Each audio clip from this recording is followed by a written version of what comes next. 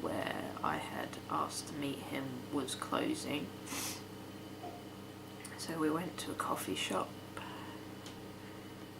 in the middle of the town centre, and we sat there talking, and I asked him the questions that the police had asked me.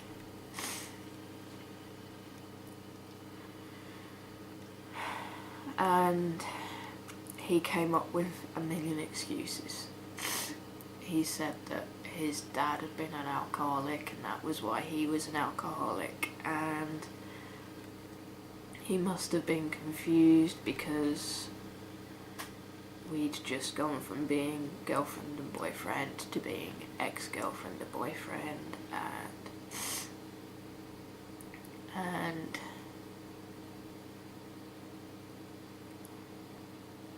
I asked him some more questions, and then he decided to start blaming me, saying that I'd led him on,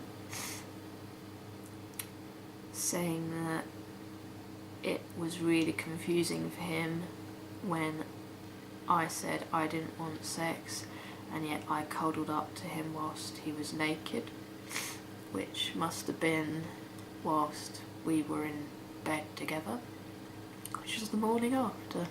Yeah, so that logic doesn't work. And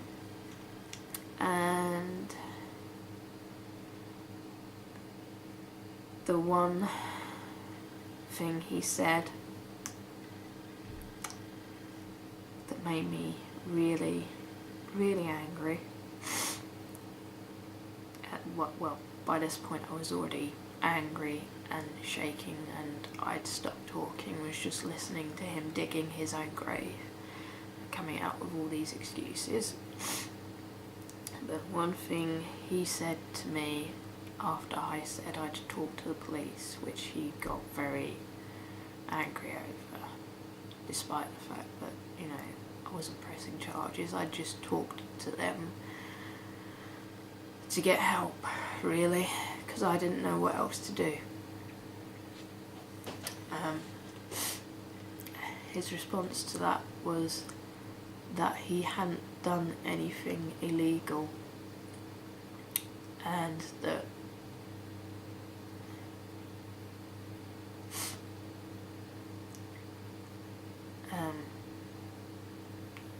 well, yeah, he basically went on to say that he hadn't done anything illegal and that more excuses that it was my fault. At which point, in my head, I got up and threw a chair at his face. Didn't do that. Wouldn't have been worth the trouble.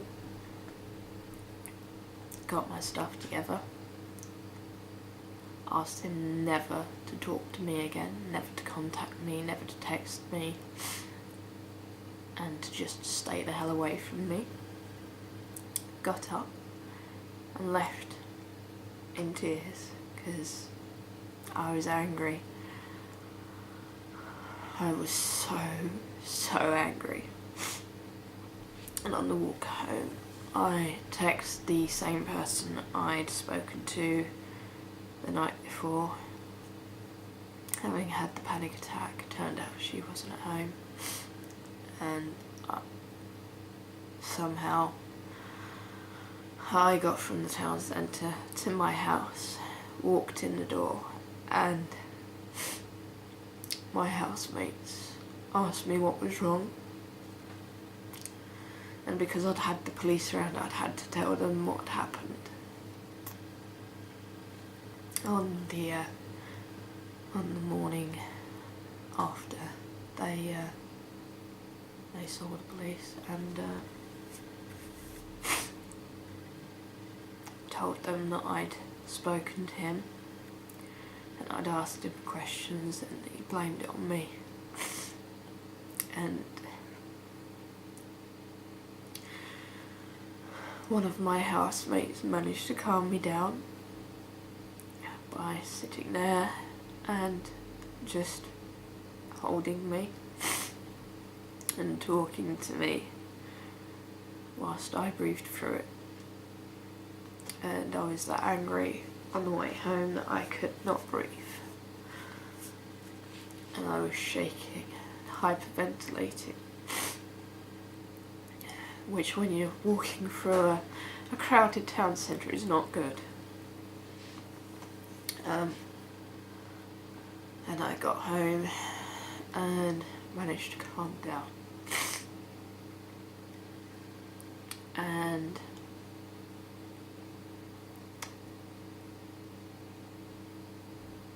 put a message up on my Facebook saying that I wasn't feeling at my best.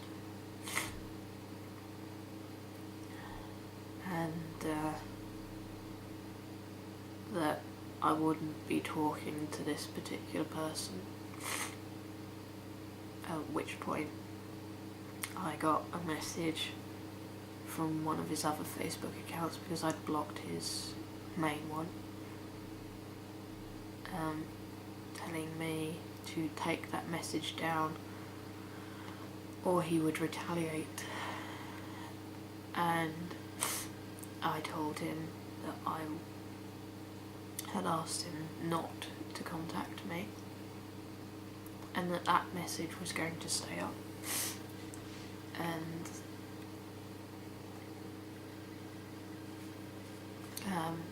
found out from a friend that he had basically put up a message blaming me again, and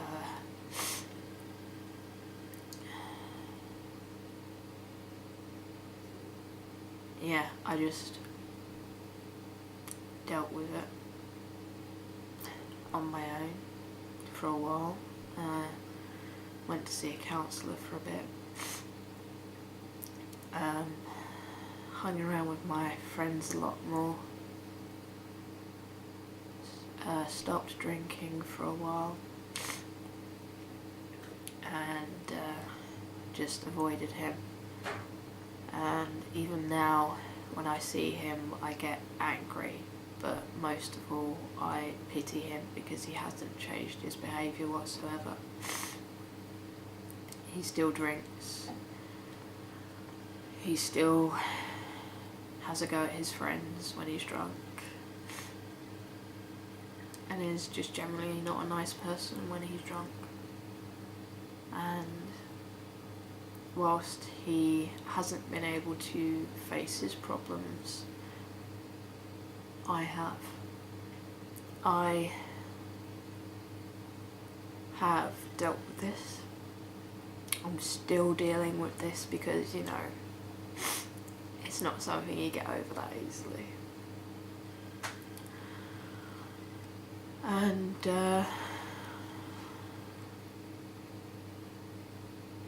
I just I get on with my life.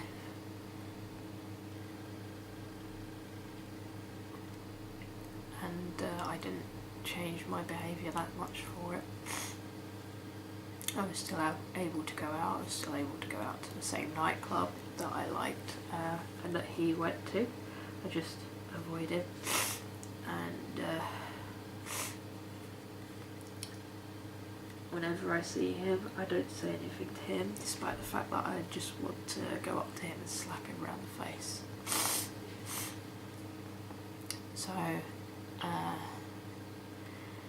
yeah, that was the first guy. The second guy, I basically met at a nightclub and arranged to have a date with him. And he came round to my place and we both got quite drunk. And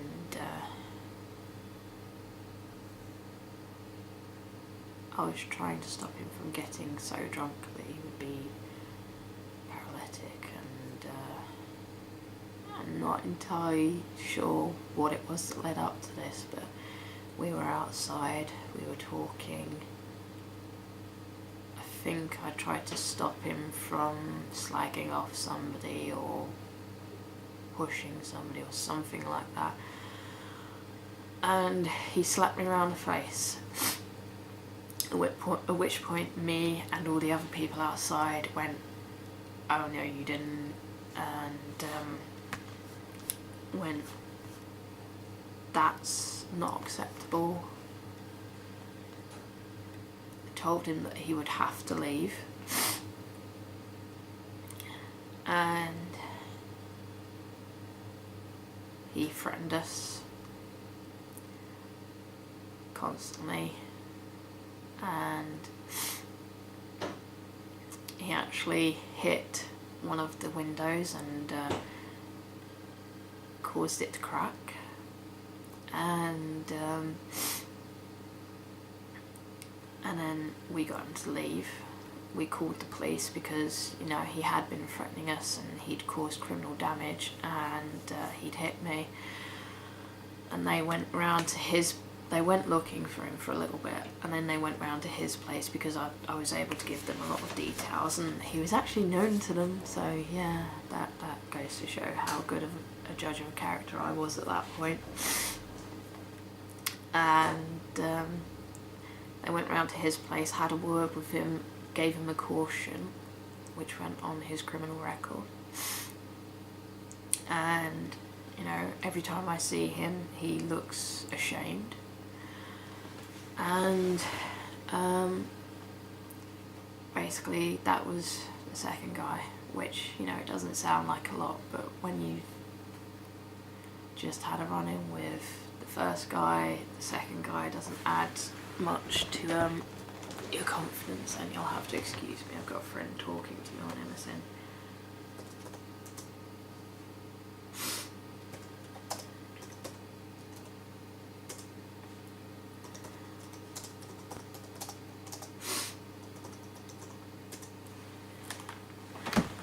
Anyway, sorry about that. Anyway, that was the February of the same year that the other guy had happened. So, you know, I just get over one arsehole and another one walks into my life. And I had actually been on a date with this other guy, and when I say date, I dressed up as a Nico, whatever they're called. It's basically a manga thing where you're dressed as a cat maid. Basically means you have cat ears and a tail. I was wearing a maid's outfit, and I had done this mainly to lead him on, and I was planning to take him home that evening. And I took him home, and we had sex, and then I didn't see him for a week because I had college at the time, and it was meant to be a one-night stand. But whilst I'd been talking to him throughout the evening that we had spent together, he was saying how he'd had a really hard time and how he'd had girls screw him over before, and he didn't really usually do this sort of thing, and he seemed like a nice guy. And he'd sent me a text the same evening as I had the date with the other guy, and I texted him back saying what had happened, that this guy had slapped me, and he was like, he was really concerned, and he said that he'd come over, and I didn't want him to spoil his night out, and he said it was no problem, so he came over and we sat down and we talked. And I decided to give the guy a chance. and asked him whether he'd like to be in a relationship and see how it went. So we started dating, and we were supposed to be in an open relationship. But it's really hard to be in an open relationship when the conditions are that I could only sleep with other women, and if I did, I'd have to give him cake, and it's even harder to be in an open relationship when the other partner spends every spare minute of every day with you, or asking you to go around his, or texting you constantly, messaging you on MSN. Basically, it wasn't an open relationship. It was a monogamous relationship. But you know, there we go. Anyway, I dated this guy for a while, and he turned around and told me he loved me. And at that point I said to him that I didn't love him. I didn't feel the same way. And it was too soon for me to feel that way. And whilst I didn't, I wasn't going to end it there and then just because of that, I wasn't going to be able to say that he loved me back, but I was okay with him saying it to me. Because if he was worried that it would feel weird, and whilst it did feel a little weird, I didn't want him not to express his feelings. So I said it was okay and that I'd be able to deal with it. And this was something like 2-3 weeks into the relationship.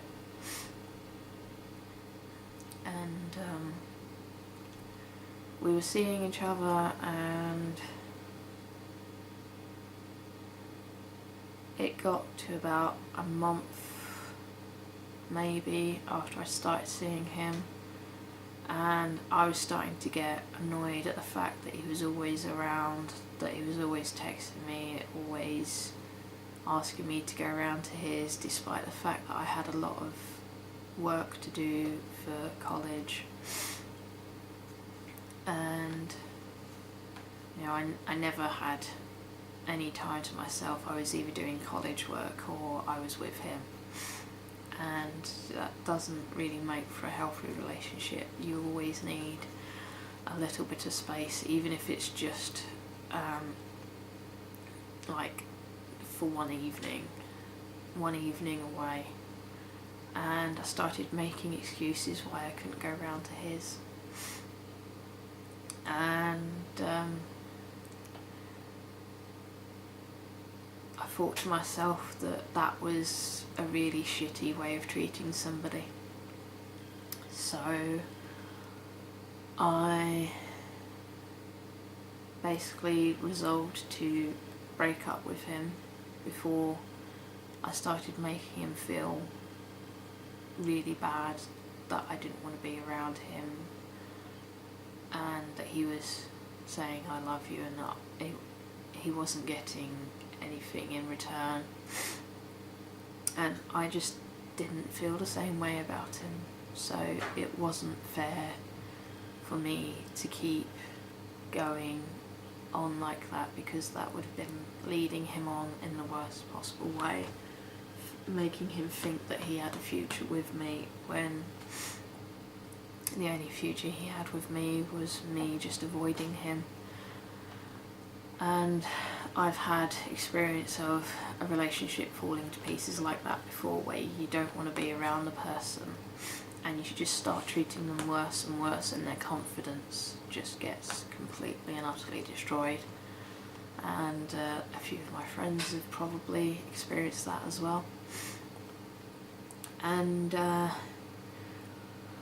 basically I text him saying we need to talk, and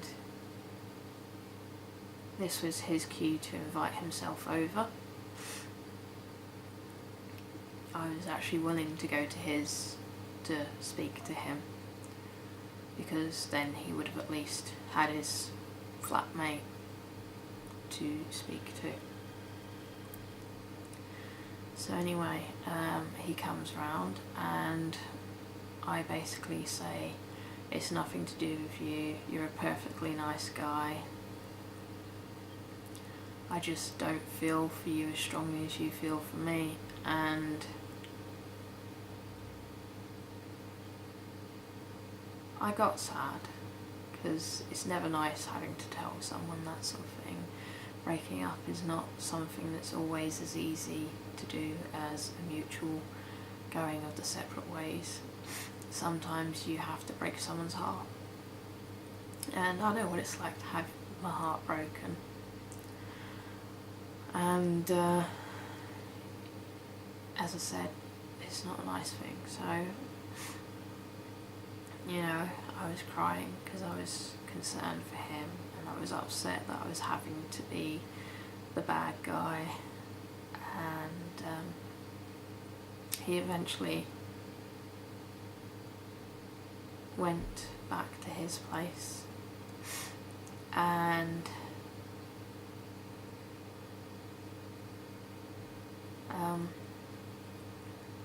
I decided not to go online for a couple of days to give him his space. And when eventually I did go online, he asked if I'd been avoiding him, and I said I wasn't avoiding you, I was giving you your space. There is a difference.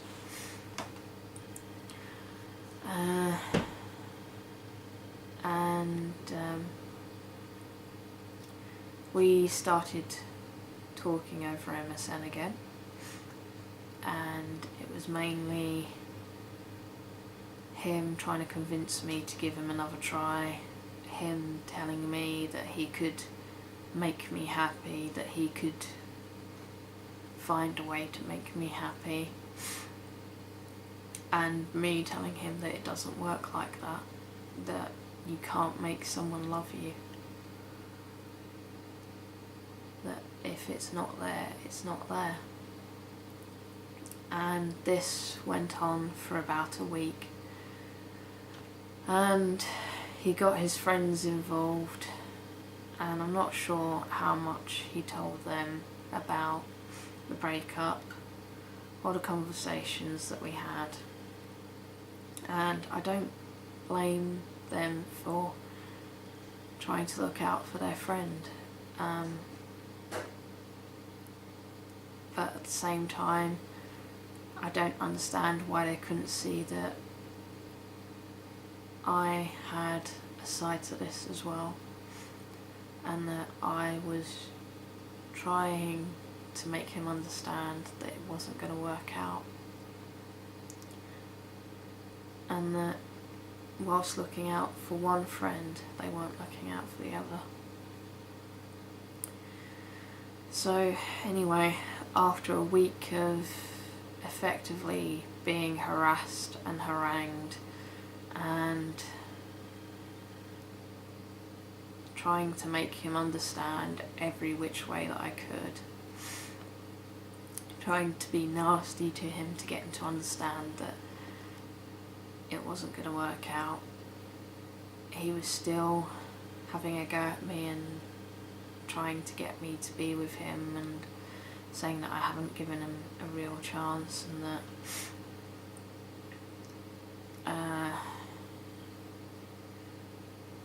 basically I'd used him to get what I needed. And this culminated in a late night talk at 1 o'clock in the morning one evening, and went on for a while, and me talking to him, trying to reason with him because I was tired, I was emotionally drained, I was feeling bullied, and I turned around to him and asked him what he needed from me. If he needed me to say that I'd used him, I would. If he needed me to tell the world that I was you'll have to excuse my language here, a cunt, then I would. And it carried on like this, and it eventually came out as,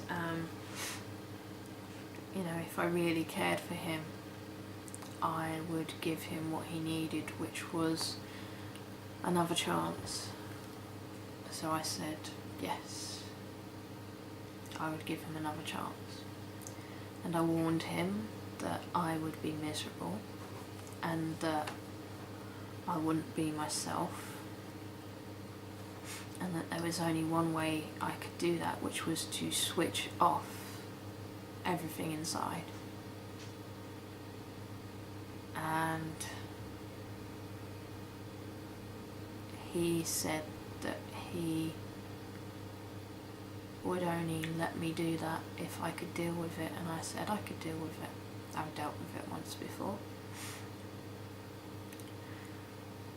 And so I agreed to go out with him the following day, and I got dressed for a party, a night out rather, and this meant that I got dressed in something that would make me feel submissive, because the only way I could be with him was to be completely submissive, which, if you ask my friends, I'm not. No. I can only really be submissive if the mood takes me. And anyway, enough of that. So I got dressed and I walked around to his, and whilst I was walking around to his, I was crying because I was depressed, because switching off your emotions isn't an easy thing to do. And I got to his, and I sat down in the living room whilst he was in one of the other bedrooms, and I was still crying. There were other people in the room, and I don't know whether they could tell or not. I was wearing sunglasses, so you couldn't see my eyes. But eventually I pulled together the strength to get up and go into the bedroom in which he was sat talking to his flatmate, and his flatmate left, and we sat there, and I didn't say a word because by that point, apart from being depressed, I felt completely numb. And he was talking to me and asking me questions, and he took my sunglasses off, at which point he noticed I was crying, and he asked me what was wrong and cuddled up to me, which only made it worse because he was the source of the reason that I was upset. That, and the fact that I'd let someone do this to